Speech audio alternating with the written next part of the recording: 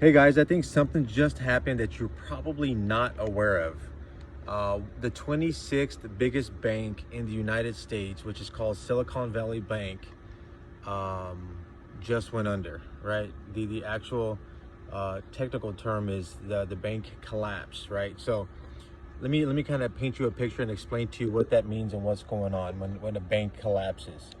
So Silicon Valley Bank collapsed just a little while ago, and Fed Chair Janet Yellen uh, noted that she is watching several other banks because they are on the brink of collapse too. So think about this.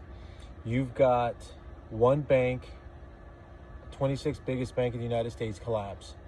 And the Fed chair is telling you that she is watching several other banks for a potential of collapse as well, right?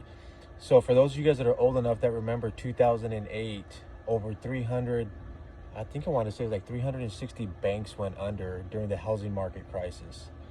Um, and so are we seeing that again? Is that a potential for what's going to come? I don't know, right?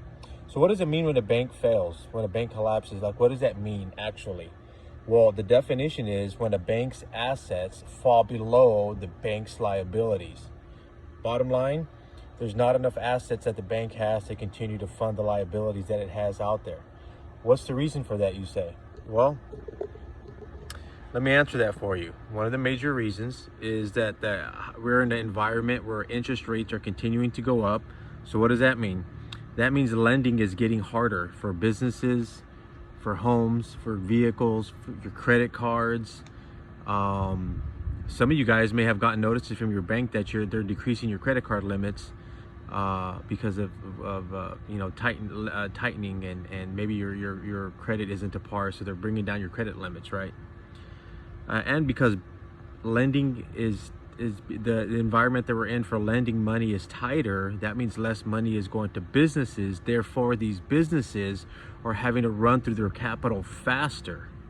So now think about this. These businesses are running through their capital faster, which means lending is tighter. They're not getting a hold of as much money, which in turn means they can't fund payroll, which in turn means they can't continue to produce products. They can't continue to innovate, which eventually will mean that those businesses have to close their doors, right? So finally, when the Fed chair, Janet Yellen, says that she's watching other banks, what does that mean, right? What does that mean she's watching other banks? What does that mean for your retirement, for your 401k? Well, I think I made it pretty clear that if banks start to collapse, do you remember 2008? If banks start to collapse, what happened to people's 401ks in 2008? The average 401k lost 38.5%. Is that going to happen again? I don't know. I'm not saying that it is, but what I'm trying to tell you is there's a lot of similarities as far as what's going on with the banking system and higher rates and what's going on today. So I think it's something you should pay attention to. I will have more information on this. This is just what I got started now. Go to my YouTube. It's Not Your Average Financial Guy.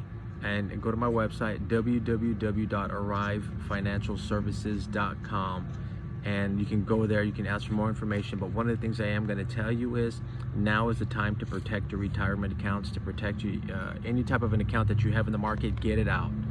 I don't care what they say. Now is the time to protect your retirement accounts. Like I mentioned before, in 2008, over 300 banks went under. You want to know how many insurance companies went under? 0.